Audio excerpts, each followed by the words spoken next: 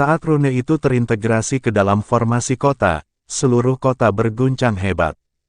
Para biksu berjubah hitam menjadi pucat, muntah darah, dan terbang mundur. Namaku Chen Ping. Aku datang menemui wali kotamu untuk memberinya muka.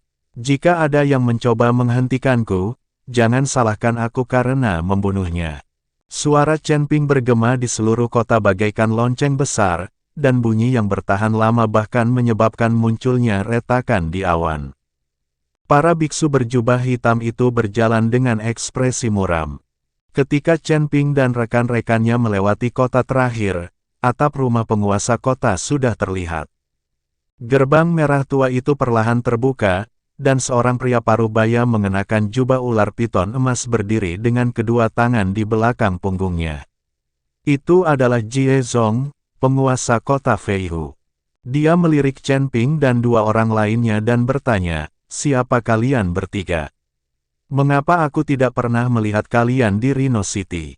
Ketiganya melangkah masuk ke halaman, dan kemudian sebuah kepingan giok kuno terbang keluar dari lengan baju Chen Ping. "Tuan kota Jie, tidak masalah siapa kami. Yang penting adalah kami dapat bernegosiasi dengan Anda atas nama Tuan kota Niu." Jie Zong mengambil slip giok itu dan pupil matanya tiba-tiba mengecil. Suasana di pelataran langsung membeku, hanya angin sore yang meniup dedaunan yang gugur, berputar-putar di antara mereka berdua. Jie Zong tentu saja mengenali kepingan giok ini. Itu adalah simbol identitas Godfly. Dengan kepingan giok ini, dia dapat mewakili si Godfly dalam membuat janji apapun. "Kalau begitu, mari kita bicara." Jie Zong mengembalikan slip giok itu kepada Chen Ping dan berkata, "Saya sedang berbicara dengan Anda. Bisakah Anda mengambil keputusan?" Chen Ping bertanya, "Omong kosong, saya wali kota Feihu. Kalau bukan saya yang bisa mengambil keputusan, siapa lagi yang bisa?" Jie Zong mendengus dingin. "Meskipun Anda adalah wali kota Feihu, orang yang dapat membuat keputusan mungkin tidak ada di sini, kan?" Setelah Chen Ping selesai berbicara, dia melihat ke arah barat. Karena di sebelah barat mansion Tuan Kota, ada barisan pegunungan yang mengarah ke barat, dan ada lebih dari selusin kota di sepanjang jalan, yang semuanya berada dalam lingkup pengaruh kota Feihu. Tetapi Chen Ping menemukan bahwa puluhan kota di kota Feihu membentuk sebuah formasi. Meskipun, sekilas, kota-kota ini melindungi kota utama di tengah. Namun, Chen Ping menyadari bahwa inti formasi itu ada di pegunungan. Di pegunungan itu ada sebuah kota yang wilayahnya sangat luas, jenis kota kecil yang dipandang rendah oleh orang lain. Namun, inti dari seluruh formasi besar ini terletak di atas kota kecil ini, yang jelas tidak masuk akal. Oleh karena itu, Chen Ping berspekulasi bahwa Jie Zong hanyalah penguasa kota dalam nama saja, dan orang yang benar-benar mengendalikan kota Feihu pasti ada di kota kecil itu. "Apa yang kau bicarakan? Aku tidak mengerti apa maksudmu. Kalau kau tidak mau bicara, silakan saja. Pokoknya, aku sudah memegang anak si Godfly. Aku punya banyak waktu untuk menunggunya bicara." Jie Zong tampak sangat marah dan berkata dengan wajah dingin. Melihat ekspresi Jie Zong, Chen Ping menjadi semakin yakin bahwa tebakannya sepenuhnya benar. "Tentu saja kami ingin bicara, kalau tidak, mengapa kami harus menempuh perjalanan ribuan mil untuk datang ke sini?" kata Chen Ping. "Baiklah, karena kamu ingin bicara, masuklah." Setelah Jie Zong selesai berbicara, dia masuk ke ruangan lebih dulu. "Saudaraku, hati-hati penipuan." Melihat ini, Feng Xian mengingatkan Chen Ping. "Menantu laki-lakiku tersayang, sebaiknya kita berhati-hati. Jie Zong ini jelas-jelas mempermainkan kita dan bahkan telah mengirim orang untuk menguji kita di pos pemeriksaan." Bai Yi juga mengingatkan Chen Ping. "Kalian berdua tunggu di luar. Aku akan masuk dan melihat. Jika ada bahaya, kalian segera mundur dan jangan khawatirkan aku." Chen Ping berkata pada Feng Xian dan Bai Yi, "Kakak, menurutmu aku ini siapa?" Aku lebih baik mati daripada membiarkanmu dalam bahaya. Sang Dewa Gila mengatakan hal ini dengan setia. Bai Yi melotot ke arah Chen Ping dan berkata, "Menantu laki-lakiku tersayang, jika aku melarikan diri sendiri, bagaimana aku bisa menjelaskannya kepada putriku? Pergi saja dan bicara. Paling buruk, kita bertiga bisa bertarung bersama." Chen Ping mengangguk, lalu mengikuti Jie Zong ke dalam ruangan. Jika saja ada Jie Zong, Chen Ping tidak akan takut sama sekali. Dengan kekuatan Jie Zong, Chen Ping masih bisa menghadapinya. "Silakan duduk." Setelah memasuki ruangan, Jie Zong meminta Chen Ping untuk duduk.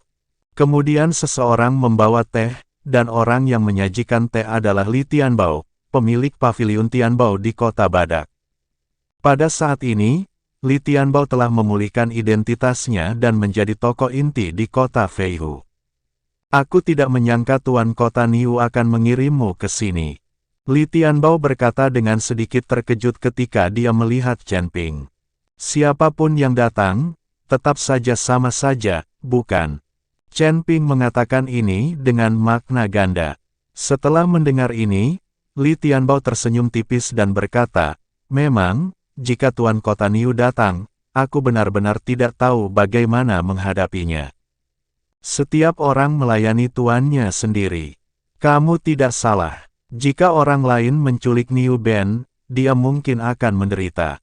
Setidaknya kamu tidak akan menderita," kata Chen Ping.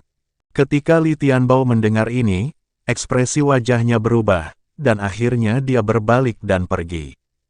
"Niu Ben baik-baik saja denganku, kau bisa tenang saja. Yang kuinginkan hanyalah sumber daya dan wilayah. Mengenai nyawa Niu Ben, aku tidak tertarik." Setelah Li Tianbao pergi, Jie Zong berkata pada Chen Ping, "Katakan padaku syaratmu," tanya Chen Ping. "Tanah harta karun itu milik kota Feihu kita," kata Jie Zong. "Tidak masalah." Chen Ping mengangguk dan setuju tanpa ragu-ragu. Tanah harta karun itu sekarang menjadi tempat mati, tidak ada harta karun yang tersisa. Tentu saja Chen Ping setuju. Melihat Chen Ping menyetujui begitu mudahnya, Jie Zong menjadi sedikit bingung. "Tuan Kota Jie, Anda tidak perlu heran mengapa saya setuju begitu saja. Butuh waktu untuk membuka tempat harta karun itu. Sekarang tempat itu hanya tanah kosong. Tidak seorang pun bisa masuk. Jadi tempat seperti ini tidak penting bagi Tuan Kota Niu." Chen Ping menjelaskan. Setelah mendengar ini, Jie Zong mengangguk dan berkata, "Itu benar, tapi aku tidak hanya menginginkan tanah harta karun ini, aku juga menginginkan 1 juta koin abadi, ditambah sumber daya berusia seabad dari 3 tempat di selatan kota Badak." "Baiklah." Chen Ping mengangguk. Jie Zong tercengang, "Bisakah kamu benar-benar membuat keputusan?" "Tentu saja, ketika Tuan Kota Niu meminta saya untuk datang, dia mengatakan kepada saya bahwa saya akan bertanggung jawab sepenuhnya dan saya akan menyetujui semua persyaratan Anda," kata Chen Ping. "Tahukah kamu berapa harga 1 juta koin abadi dan sumber daya berusia seabad di 3 tempat di selatan kota?" Jie Zong bertanya pada Chen Ping dengan tidak percaya. "Aku tidak tahu, tetapi aku tahu bahwa jika kamu kehilangan koin abadi, kamu dapat memperolehnya lagi, dan jika kamu kehilangan sumber daya, kamu dapat menciptakan sumber daya baru, tetapi jika anakku tiada, maka dia benar-benar tiada." Chen Ping berkata dengan tenang. Jie Zong menatap Chen Ping dengan ekspresi bingung di wajahnya. Awalnya ia berpikir bahwa ia harus menawar dan sudah memikirkan harga terendah dalam benaknya. Bukankah negosiasi adalah tentang memberi dan menerima? Tetapi sekarang, Chen Ping menyetujuinya begitu mudahnya sehingga Jie Zong sedikit bingung, merasa bahwa Chen Ping tidak bermain sesuai aturan. "Bisakah Anda benar-benar membuat keputusan?" Jie Zong bertanya lagi. "Tentu saja. Tetapi jika aku setuju dengan syaratmu, kau harus mengizinkanku bertemu Niu Ben. Jika aku tidak bisa bertemu dengannya, bukankah semua yang kita bicarakan akan sia-sia?" Kata Chen Ping. "Itu benar." Jie mengangguk, lalu bertepuk tangan pelan. Li Tianbao yang telah pergi, masuk bersama Niu Ben. Wajah Niu Ben tampak sangat jelek, dan dia jelas ketakutan. Ketika dia melihat Chen Ping, wajahnya penuh kebingungan. Niu Ben, jangan takut, aku di sini untuk membawamu pulang. Chen Ping melangkah maju, menepuk bahu Niu Ben dengan lembut dan berkata.